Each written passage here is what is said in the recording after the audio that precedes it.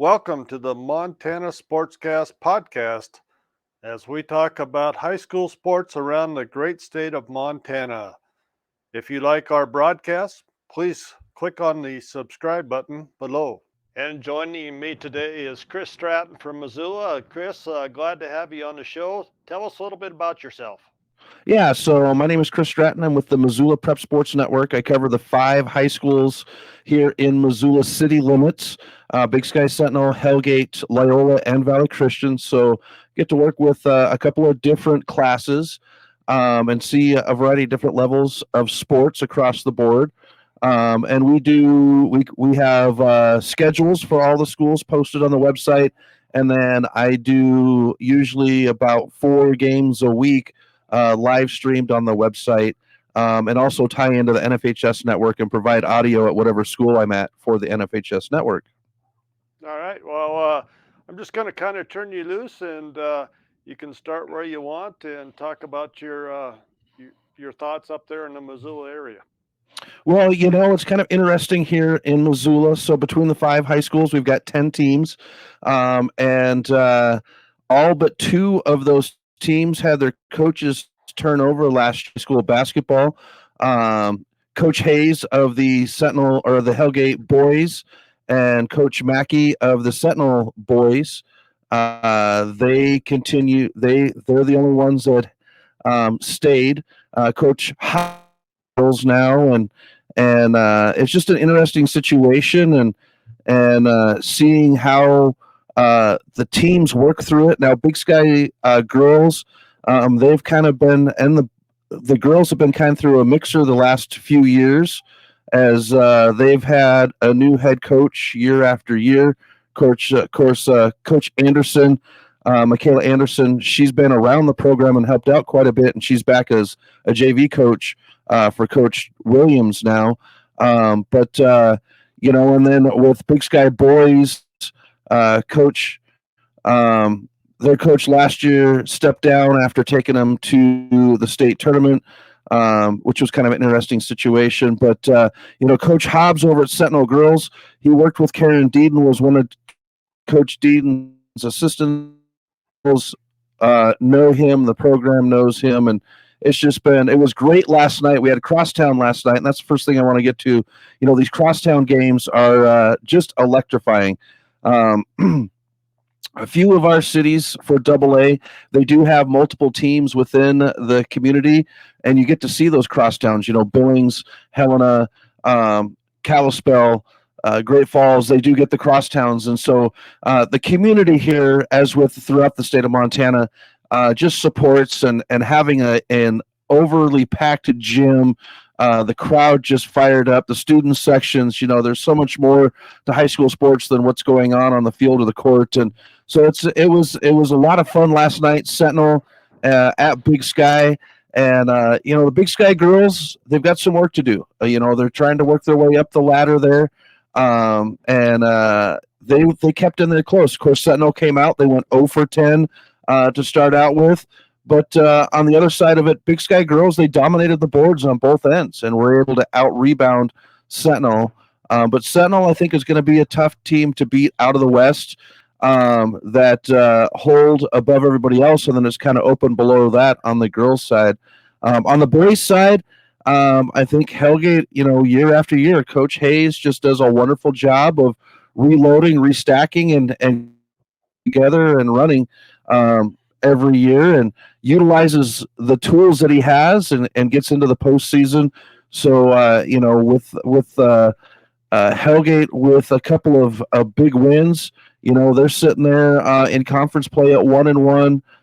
They beat Capital, which talking to one of my associates that does the Helena radio.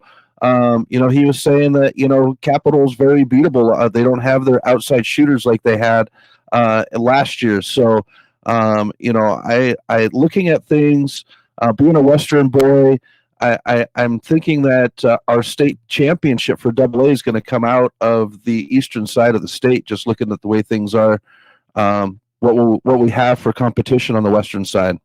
Yeah, I was just pulled up the power polls. They came out from MTN Sports and also 406 Sports, Chris, and billing Skyview on top, number one in both boys and girls this week. I was kind of surprised. One poll had oh, excuse me, I'm wrong about that. One poll actually has still has Capital as the number one team on the boys. That's a 406 poll. I was a little bit surprised at that after losing that game in Missoula. Yeah, no, that is very surprising. And it's good to see Skyview. They lost a phenomenal coach. The Yeah. Skyview coach, Coach Hayes, and the Capital coach, I think, are the top three AA coaches in the state. And you're always going to get good competition out of Skyview, and it's great to see them come out of the gates. Looking on the western side, um, Butte in there again.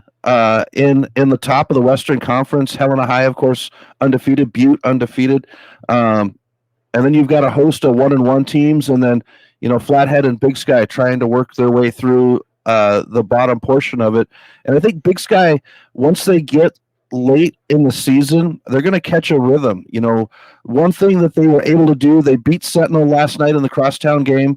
The one thing that Big Sky has struggled to do is finish. They played Helena High very close up until the fourth quarter, and then they just ran out of gas. And going into the fourth quarter last night, Big Sky boys had the lead, and they were able to maintain it. There was the opening of the fourth quarter where Sentinel did go on a little bit of a run, and they called a timeout.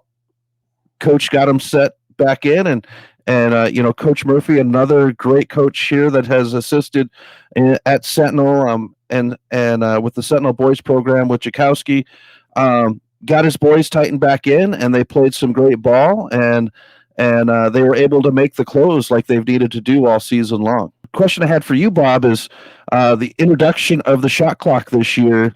What kind of things have you heard about the shot clock? Because I know the coaches loved it. As a radio commentator, I think it's a great thing to add in there, and it really has livened up the end of games. Do some shows on that specifically. I'm actually going to get Greta Bueller from MHSA on hopefully next week because she's the one that gets a lot of calls about that at the high school association. But I've talked to everybody about it, Chris. I really don't know if we'll see a big effect in it early in the season or during the regular season, but I think it'll definitely come into play in tournament play. I've heard some things.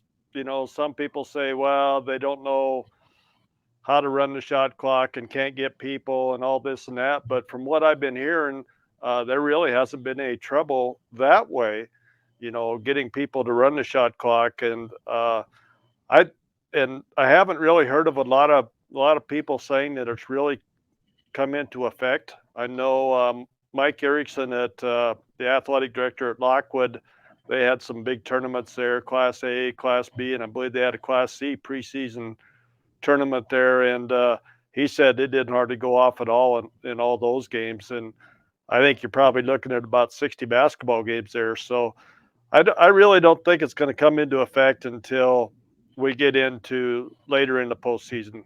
Yeah, at Big Sky, I sit at a variety of different places depending on what school I'm at. And at Big Sky, I'm right at the scorer's table, right on the court. And the officials last night for both games, they came up. They were really great with the person running the shot clock, asked for it to be run so they could hear what the buzzer sounds like. And in the atmosphere that we had last night with cross, yeah. So the officials have been really great with the shot clocks, and the shot clock. So, I think it's a good addition into it. I agree with you. It'll be postseason before we really see anything that changes on that. Divisional this year at Flathead. That should be exciting. I haven't been in the Flathead gym in probably 30 years. So it'll be fun to get back into that gym for the divisional tournament this year. It's going to be interesting to see. I really think that the western side of the state is pretty wide open. On the boys' side of things, the girls, as I mentioned, there's Things are looking good there. They had a big win over Plains last night. That's always a tough non-conference game for Plains.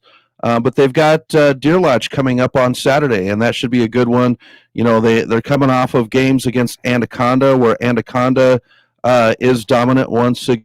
It's gonna be fun in the Class 6B conference for this year. And then, we take a quick look at Class C, Valley Christian playing in 13C. And, 13C is pretty wide open except for the girls' side with the Sealy Swan girls. Valley Christian girls in 13C, one thing I got to say about 13, what they have up there in the lake water there at Sealy Lake, but they have been able to provide a tough group of girls that come in year after year and dominate Class C girls basketball. They're in the state tournament. They're dominating. Put together team. It was a lot of fun to watch them play. Valley Christian was able to pick up their first win of the season on Saturday against the Sealy Swan boys. And so it was great to be in the gym. They had, Sealy Swan being so close. They traveled well. Valley Christian had a whiteout, so all the Valley fans were decked out in white, and it was a great atmosphere. And once the clock ran, those Sealy Swan or those Valley Christian families, they're fired up for the boys to pick up their first win. The girls, they need a little bit of work. They're very young. They've got I don't know how if the listeners know very much about Class C basketball, but you are allowed to bring up an 8th grader, and so there are a handful of 8th graders on that Valley Christian girls squad, and you can see it. They just need a little bit of time together, and I think in a couple of years, Valley Christian's going to be a team to contend with. Yeah, I was just kind of looking at the standings there, and actually, Chris, they can bring up 8th graders at I think any level this now in basketball. I know there's a couple in Class B over in the eastern part of the state. So I think they changed that rule to where 8th graders can actually participate even in Double A, I believe. And that's kind of basically left up to the school administration as to whether they want to bring them up or not. Well, and there's also been discussion about homeschool. MHSA changed the ruling not too long ago about Right. allowing the homeschool kids to play. I've heard some discussion about not just Valley Christian, but Loyola too, being able to bring on some of those homeschool athletes and bring them into the fold and play with the high schools. Right. Yeah. And I think that's good, as long as they can show that they are passing, meeting the academics that those kids in the classroom are meeting. I think that would be my biggest concern about the homeschool kids. But I think the homeschool programs anymore are pretty good. Those ones that the people are participating in. Yeah, no, I know Flathead. I can't remember what it's Flathead Valley Homeschool, I think is what it's called. They have just a few games a year. They don't have a regular schedule, but they do play Valley Christian on a regular basis and gather and play basketball.